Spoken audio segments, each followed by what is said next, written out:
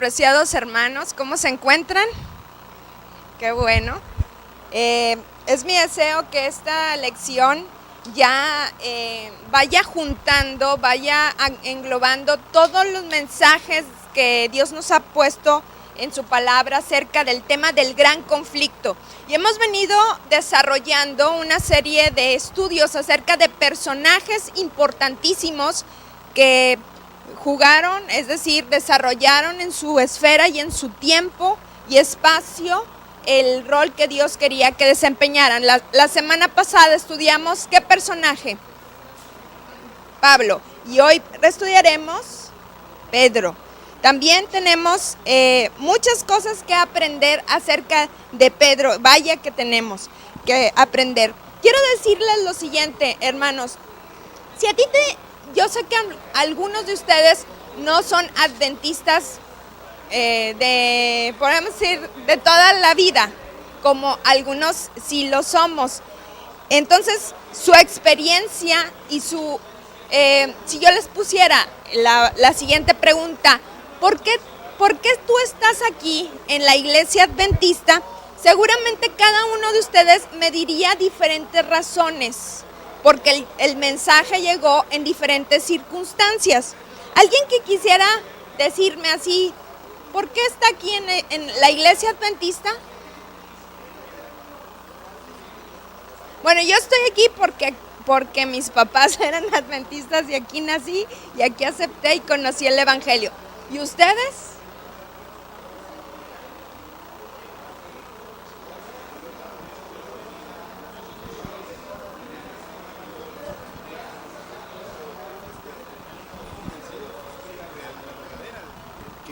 Si lo quieres repetir para los...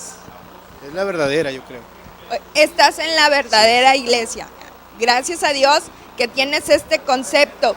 Hermanos, alguien me decía, bueno, implícitamente me decía que estaba aquí en la iglesia porque tenía, sobre todo en esta iglesia, que es una iglesia muy grande, porque tenía todos los departamentos en funciones, es decir, había atención para sus niños, había atención para sus adolescentes, siempre hay actividad en la iglesia de Vallarta, tú te puedes dar cuenta, o sea, siempre tendemos a tener muchas actividades, y decía que así como una empresa estaba atendido en todos los aspectos de su vida. Pero, ¿la iglesia será realmente una empresa o no lo es? Fíjense lo que dijo el pastor Pablo Partida, que por cierto, hermanos, no se pierdan la semana de oración. Vamos a tener esta semana de oración aquí en Vallarta, pero hay una semana de oración en la Universidad de Montemorelos, y el pastor Pablo Partida es el orador invitado durante toda la semana. Accesa en la página de la universidad, al menos del martes para adelante, que ya no va a haber aquí semana de oración, lo puedes ver. La iglesia, decía él, no es una empresa, no lo es. Si tú lo ves como una empresa, y vaya, aquí le estoy hablando a empresarios, tienen negocio, chico o grande, mediano, pero tienes o has tenido un negocio. La iglesia no es una empresa, porque las empresas quieren perpetuarse. Es decir, tú abres un negocio no pensando en que vas a cerrar, ¿verdad que no? Las empresas quieren siempre permanecer, quieren abrir sucursales, no quieren el final. Y nosotros, como iglesia, no somos empresa. ¿Qué no quiere la iglesia? Sucursales, estas filiales como la que acabamos de ver. Pues sí, pero no son sucursales per se. Fíjense, hermanos, esta figura es una de las más bonitas que mandaron a hacer la iglesia adventista y está en la General Conference allá. Nos viene dibujando todo la parte final del pueblo de Dios. Y la iglesia es un movimiento, porque un movimiento que es un proyecto de Dios tiene un principio, pero tendrá un final. Ahí vamos tú y yo en el camino angosto, si tú puedes ver, se los traje, ¿se acuerdan? En un separador, en este mismo cuadro. ¿Y sabes qué? tú y yo, como miembros de la iglesia, ya queremos el final. Ya queremos que esto se acabe. Ya queremos. ¿Por qué? Porque la iglesia va a terminar cuando Jesús venga y ya no tengamos necesidad de espaciar nuestras visitas a la casa de Dios cada semana o cada cierta frecuencia. Entonces es un movimiento en el que tú y yo luchamos día a día con las fuerzas del mal, con enfermedades, con desánimo, con gente que se va a burlar de nosotros. Pero por eso ahí está Jesús. En esta visión, Elena White vio que todo aquel que veía así hacia abajo se caía. Y los que permanecían eran los que estaban viendo la luz de Jesús y seguían, continuaban. Hermanos, la iglesia es por lo tanto un movimiento, va a tener un fin y luchamos y anhelamos ver ese fin y llevar mucha gente a la causa de Dios. La iglesia está en un campo de concentración. Si tú has visto las historias terribles de lo que sucedía dentro de un campo de concentración en el tiempo de los nazis, tú puedes ver los horrores que hacían con la gente, los experimentos. Y este mundo es un campo de concentración. Y puedes tener dos actitudes. Contemplar que pobre gente, pobres especies, cómo están sufriendo, cómo estamos contaminados, O también podemos tomar la actitud correcta de tomar la iniciativa y decirle a más personas que caminen junto con nosotros para ver este movimiento llegar a su fin y trabajar por la segunda venida de Cristo. Cuando olvidamos esto, hermanos, cuando pensamos que esta estructura va a durar toda la vida, empezamos a hacer decisiones pensando en nuestra comodidad.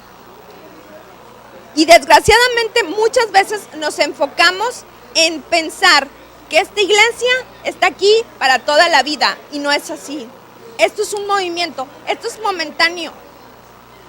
Ya queremos ese final. Por eso Pedro decía lo siguiente, vamos a rápidamente a algunos puntos importantes de la lección. Pero vosotros sois linaje elegido, real sacerdocio, nación santa, pueblo adquirido para Dios, para que anunciéis las virtudes de aquel que os llamó de las tinieblas a su luz admirable. 4 características de identidad que el apóstol Pedro dice acerca de ti y de mí. 4 características son, repasemos, linaje es elegido, real sacerdocio, nación santa y pueblo adquirido por Dios. ¿Cómo nos adquirió? Con la sangre de Jesús. Ahí pagó por ti y por mí. Y tenemos todavía la libertad de decir, ¿le entro o no le entro a este movimiento? No a esta empresa, a este movimiento. Pero ¿para qué está la iglesia? Decía el apóstol Pedro. Todas estas características nos apuntan hacia qué. Esto, todo lo que hagamos aquí dentro, todos nuestros recursos deben de ser para anunciar que Jesús viene pronto. Que sí, aquí nos podemos sentir muy a gusto en compañía de nuestros hermanos y recibir la luz en estos estudios, en las predicaciones, pero que hay una luz mayor, que va a ser la presencia de Dios por toda la eternidad. Y hacia allá apunta los esfuerzos y los objetivos de la iglesia. Así que te sientes a gusto, que bueno, pero no te acomodes tanto. Piensa que vienen cosas mejores para el proyecto de la iglesia. Rápidamente te quiero decir un punto. Algunos no habían nacido, otros estaban muy chiquitos. Era el año de 1982, cuando Argentina e Inglaterra se pusieron a hacer una guerra medio ridícula. Unas islitas llamadas las Malvinas estaban en juego y Argentina calculó mal sus recursos, porque aunque estaban muy cerca de su territorio nacional, dijeron, si las reclamamos como propias, Inglaterra no va a venir desde tan lejos a pelear por esas islitas. Eso fue un error de cálculo. Segundo, imagínense el emporio de primer mundo de Inglaterra contra el tercer mundo de Argentina. ¿Saben cuánto duró esta guerra? Estaban muy chiquititos, yo sé. 2 meses, no duraron más. Sí les dieron guerra, obviamente estaban en territorio más argentino que nada, pero los aviones, hermanos, los soldados, el equipamiento que tenían, nada se podía calcular en una fuerza contra la otra. Por eso duró 2 meses esta guerra. ¿Estamos en guerra, hermanos? Sí, todos los meses, todas las semanas de este año 2016 es algo que nos estamos recordando. Estamos en una guerra y podemos hacer los cálculos malos, como los hicieron los argentinos, pensando que Dios ha puesto recursos donde ahí no es la ayuda y dejando los recursos celestiales donde ahí sí es nuestro pilar para hacer nuestras decisiones. Fíjense, este cuadro está en el Vaticano, en Roma. Chéquenlo muy bien y vayamos a Mateo 16, 18 y 19, aquí lo tengo, pero chéquense el cuadro. ¿Y qué dice este texto? Y yo también te digo que tú eres Pedro, y sobre esta roca edificaré a mi iglesia, y las puertas del Hades no prevalecerán contra ella, y a ti te daré las llaves del reino de los cielos. ¿A quién le dio las llaves del reino de los cielos? ¿A quién? ¿A quién? ¿A Pedro? A todos. Estaba hablando con Pedro y por eso aquí un texto mal entendido forma una teología completamente chueca. ¿De qué estamos hablando, hermanos? Que 1.254 millones de personas creen que el liderazgo de Cristo quedó en Pedro. Y miren lo que dice el catecismo católico, me voy a ir más adelante, que es, entendiendo mal este texto, el catecismo dice que Pedro es el fundamento. ¿Será el fundamento de la iglesia? La figura de Pedro, no. Que tiene las llaves del reino, por eso se le pone siempre con un llavero. Allí abriéndole la puerta o cerrándosela a la gente. Es el vicario de Cristo, dice el catecismo. Es el pastor de la Iglesia Universal, es el príncipe de los apóstoles y es el primer papa. Todo malinterpretando el texto de, mira Pedro, sobre ti fundaré la iglesia. No estaba hablando de Pedro como figura. Si estudiáramos, exacto hermano, si estudiáramos un poquito más la Biblia, entenderíamos por qué no. Porque el mismo Pedro, allá en Hechos de los Apóstoles, dijo lo siguiente, Hechos 4, 11 y 12. Este Jesús es la piedra rechazada por vosotros los edificadores y ha venido a ser cabeza del ángulo. En ningún otro hay salvación, porque no hay otro nombre bajo el cielo dado a los hombres en que podamos ser salvos. ¿Quién es la piedra importante de la iglesia? Jesús, que muchos la rechazaron. Y cuando nosotros vemos en nuestros hermanos que creen que Pedro, o la figura del vicario, o aparentemente del vicario de Cristo, es esa piedra, están rechazando el liderazgo de Jesús. Implícitamente. Dicen que respetan, pero no. Cuando viene el Papa y los presidentes se hincan, le dan los honores que nada más merece Dios, están rechazando implícitamente a Jesús. Fíjense que es una piedra angular de la cual hablaba Pedro. Aquí tenemos un arco y en el arco, esa piedra, si tú la quitaras en ese arco, la piedra que está en rojo, ¿qué le pasa al arco? Se derrumba. Es la principal. Y hay otro tipo de piedra angular que está aquí en la esquina, que es la que soporta todas las fuerzas físicas de una estructura arquitectónica como esta. Por eso, la iglesia no puede ser sostenida por seres humanos, hermanos, porque fallamos constantemente. Sí tenemos una responsabilidad de ser cuidadosos en nuestras actitudes, cómo ofrendamos, cómo comemos, cómo trabajamos, cómo guardamos los mandamientos, porque otras personas pueden ser tropezadas por tu testimonio. Pero no somos el sostén de la iglesia, es Cristo. Y Pedro, él mismo dijo estas palabras de Hechos de los Apóstoles. Si tú ves la historia del apóstol Pedro, entenderás episodios muy tristes. ¿Cuántas veces negó a Cristo? 3. Antes de que el gallo cante, Pedro, tú me negarás 3 veces. ¿Se le olvidó? Y ahí está diciendo, yo no conozco a ese hombre. Así estaba maldiciendo y luego estaba ahí llorando. Era un hombre débil. Cuando a Jesús lo apresaron para llevárselo al juicio injusto y después a la crucifixión, ¿quién sacó una espada? Se aceleró, sacó una espada y le cortó la oreja a uno de los siervos del sacerdote. ¿Quién fue? Pedro. No controlaba su temperamento.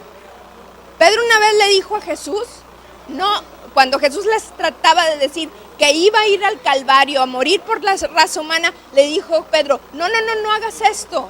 Y le dio una regañada a Jesús, apártate de mí, Satanás.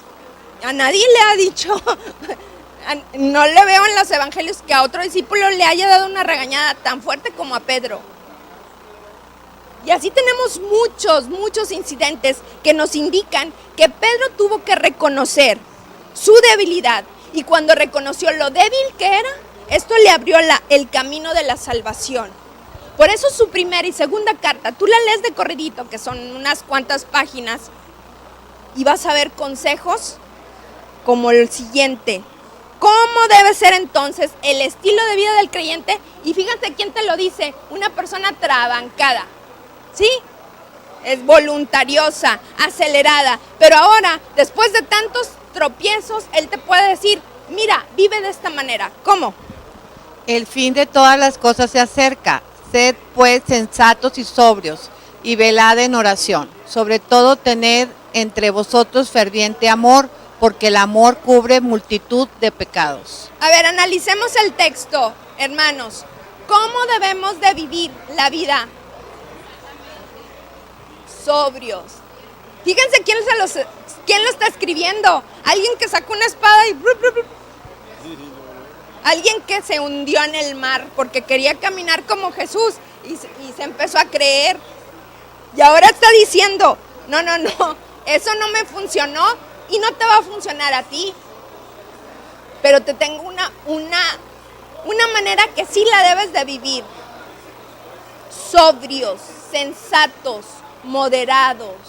Ese debe ser el tenor de nuestro caminar cristiano. Y luego dice con amor. Pedro amaba profundamente a Jesús. Yo no tengo la menor duda. Jesús le hizo una vez 3 preguntas y la misma. Pedro, ¿me amas? Claro que sí, Señor. Apacienta mis corderos. Los 3. Y ese hombre se quedó muy triste pensando que Jesús estaba dudando de su amor.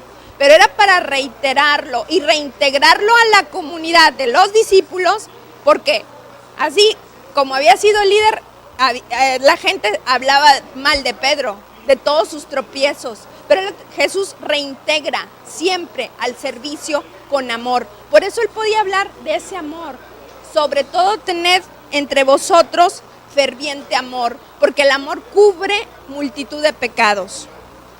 Pedro entendía esto de la presión social. Yo quiero enseñarte nuevamente la pirámide de Maslow, que es la pirámide psicológica que más se utiliza para enseñarnos cuáles son las necesidades básicas del ser humano. Aquí está la fisiológica, que abarca comida, agua, sueño, respirar. Hay gente que ahí le pone hasta el fútbol. No, esa no es necesidad. La de seguridad, que es dinero. Qué feo es no tener dinero para hacer lo que tú quieras hacer, o no tener trabajo, no tener un hogar o protección. Está en la número 2. Pero yo quiero enfocarte en la pirámide de Maslow, en la parte número 3, la verde, que es la aceptación social.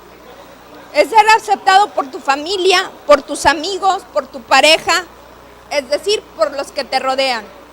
¿Será importante para el ser humano? ¿Es importante para ti ser aceptado? Claro que sí.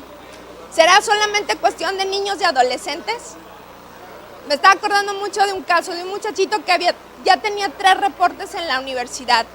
Una más le habían dicho, una más, una travesura más, y tú te me vas. Pero súper sentenciado, había hecho cosas muy tremendas allí en las instalaciones. Llegó una vez una de esas camioncitos de yogur, no sé qué daban gratis, y todos los amigos se alebrestaron y empezaron a agarrar, pero por montones. Es decir, las edecanes te daban una lata, no sé si era soda o yogur, te daban una cosita, y se aceleró, y viendo a sus compañeros, la presión social lo hizo robarse así cajas. Robarse un muchachito que tenía mucho dinero, por necesidad no era, lo hizo por presión social. Y eso hizo que lo expulsaran. ¿Qué tantas cosas la presión social no hace que nosotros cedamos incluso? Vas a la iglesia, ¿qué tienes? Eso es ridículo. Mucha gente se queda en su casa por presión social. ¿Cuántos conoces, dice la lección, que se doblegaron bajo la presión de las expectativas de otros? Tú estás conociendo la verdad. ¿Sabes que Dios te está llamando para hacer cambios en tu vida? Pero el esposo, la esposa, los amigos critican y la gente se doblega. ¿Si has escuchado estas historias? Pedro sabía muy bien que la aceptación social es importante para el ser humano, pero que en el tiempo del fin iba a haber una presión social muy importante para el Hijo de Dios. Leamos lo que dice 2 de Pedro 3, 3 y 4. Sabiendo primero esto, que en los postreros días vendrán burladores, andando según las concupiscencias, apetitos desordenados, diciendo: ¿dónde está la promesa de su advenimiento? Porque desde el día en que los padres durmieron, todas las cosas permanecen como desde el principio de la creación. ¿Cuál va a ser el motivo de burla en el tiempo del fin? ¿Hacia qué grupo? Hacia los que esperan la segunda venida de Cristo. ¿Te das cuenta? Dice el apóstol Pedro, van a venir esos burladores y van a hacer esta pregunta. ¿Cuál pregunta? ¿Dónde está Jesús?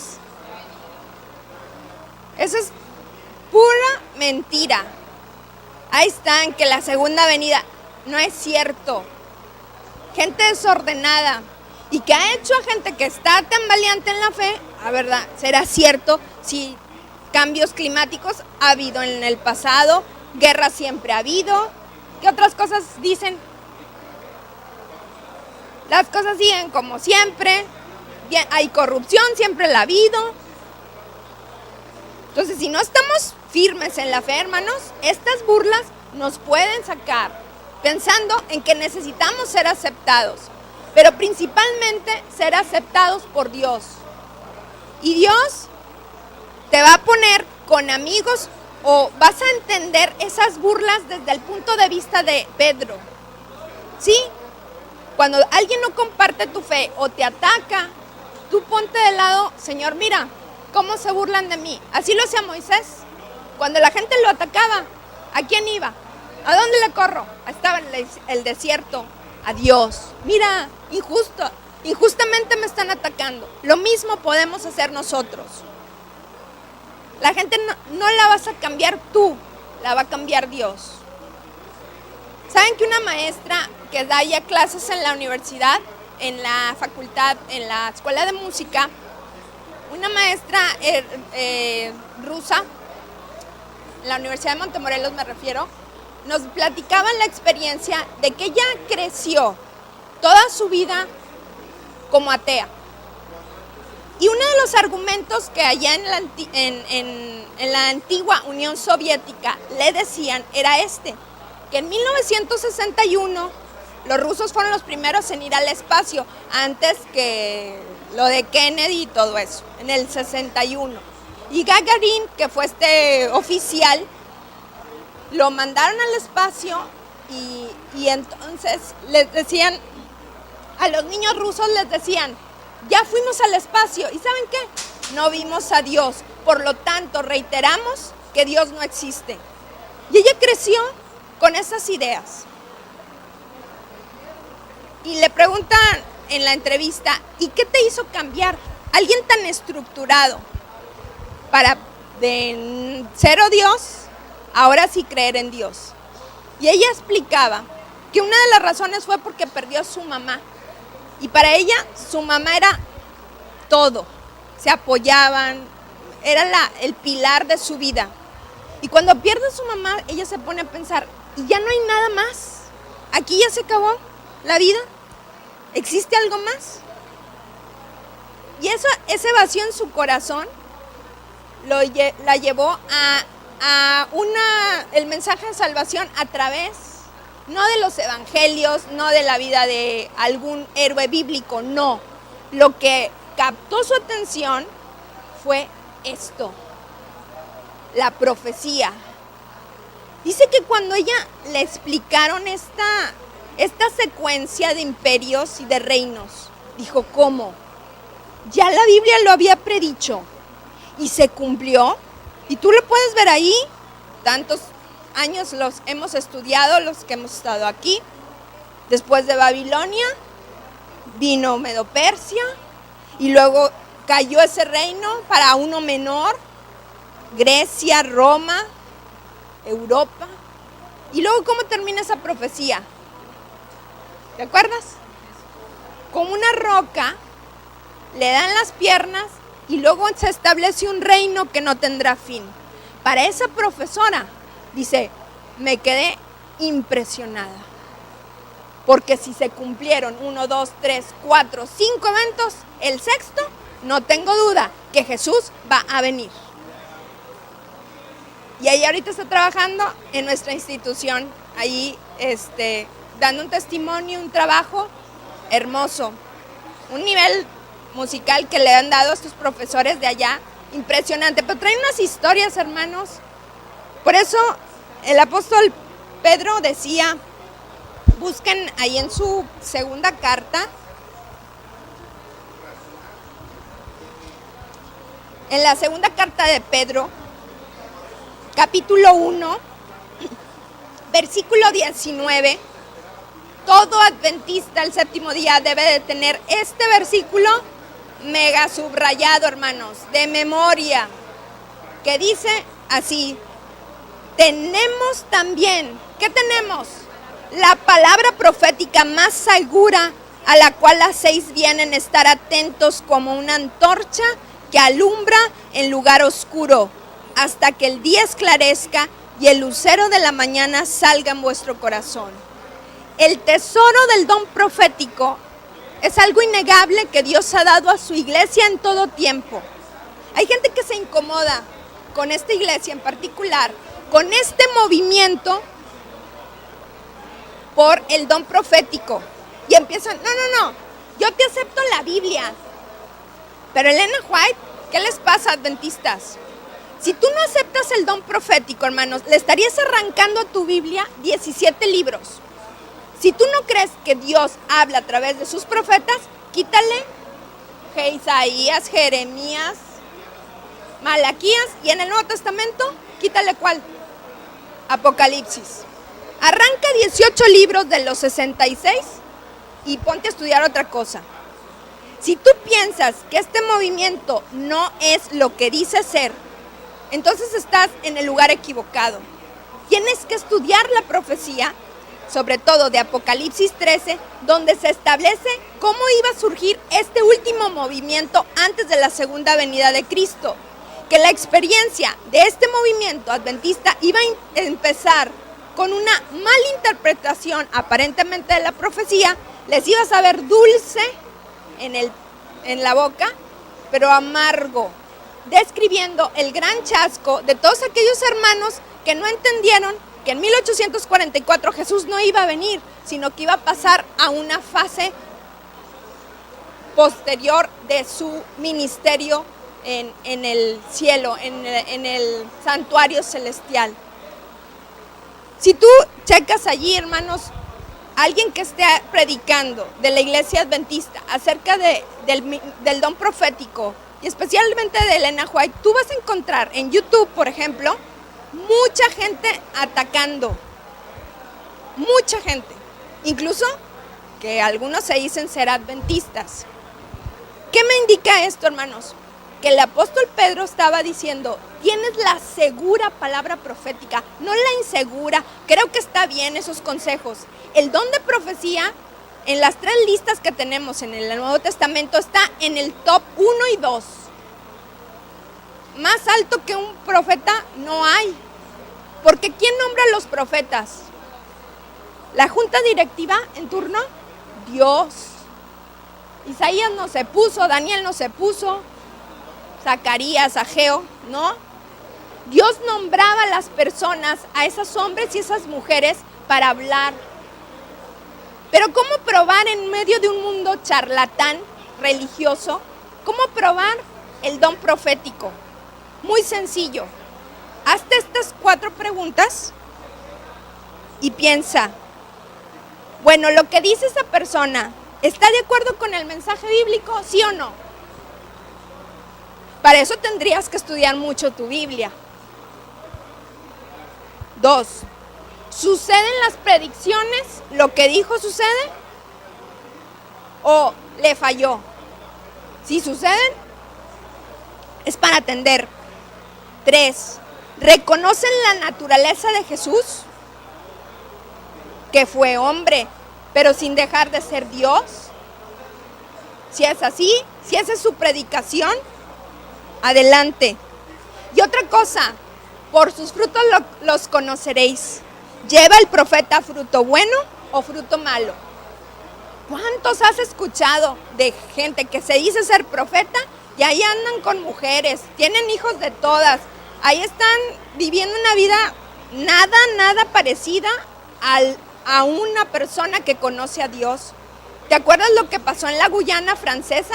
Con una matazón de personas que hizo que el profeta tomara veneno.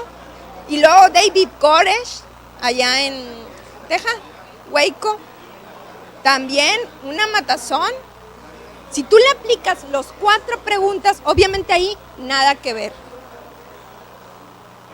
Hermanos, si tú dudas que la iglesia adventista tiene el don profético, con oración, tú pídele a Dios, Señor, enséñame a tener seguridad, esa seguridad de la que hablaba el apóstol Pedro. ¿Y por qué? Si tú tienes, cuando te bautizas, tienes que tener este librito, ¿verdad que sí? Y si no, consíguelo. Porque aquí están las creencias de la iglesia en síntesis. Y me gusta mucho leer este pasaje. Sí, ahí están en una aplicación, gracias de ella. La puedes tener en tu celular o en tu iPad, o en tu computadora, y repásalas. ¿Por qué enfatizamos tanto esto, hermanos? Miren, nosotros tenemos una riqueza porque tenemos un mensaje que dar al mundo. No porque seamos especiales, ni nos creamos más que los demás. Pero miren, tenemos 60,000 páginas de material manuscrito de Elena White. Y un profeta se levantaba, o Dios lo ponía con el objetivo, hermanos, de fortalecer la estructura del mensaje de la verdad, del movimiento. Yo recuerdo mucho las últimas palabras que dicen los biógrafos que dijo Elena White cuando ya estaba muy ancianita, que le dijeron, aquí está la hermana White, pasa hermana, díganos unas palabras. Y yo me la imagino toda ancianita, que apenas podía caminar, y lo único que dijo, agarró aquí su Biblia, se levanta delante de todos en la conferencia general y dijo, les recomiendo este libro. Lo cerró y se fue a sentar. Eso fue lo final. Ya no la volvimos a oír. Alguien que siempre decía que la luz mayor era la palabra de Dios. Alguien que todos sus escritos era para llevar a la gente a los pies de Jesús, no a ella, ni a sus escritos, para nada. La iglesia, no sé si lo sabías, nunca le pagó a Elena White. No fue obrera. Un obrero, como un pastor, un administrador, recibe un sueldo. Ella no tuvo ese privilegio. Su esposo sí, porque el pastor White estaba dentro de la organización, pero ella no recibió beneficio económico. Entonces, hermanos, los esposos White no vinieron a hacerse ricos. Tú puedes ver sus carencias. Se le murieron niños porque no pudieron atenderlos como debían, pero su amor a la misión siempre estuvo enfrente de ellos. ¿Qué nos quiere decir todo este mensaje? Que hay 60,000 hojas que no hemos leído tal vez, que hay más de 80 libros en el que Dios tiene un mensaje para ti, para mí, para prepararnos, para encontrarte con Jesús. Y es por eso que ojalá nunca olvides las palabras del apóstol Pedro. Tienes la segura palabra profética, haces bien en alumbrar tu camino. Que Dios te bendiga y que nos haga ser más estudiosos de la profecía.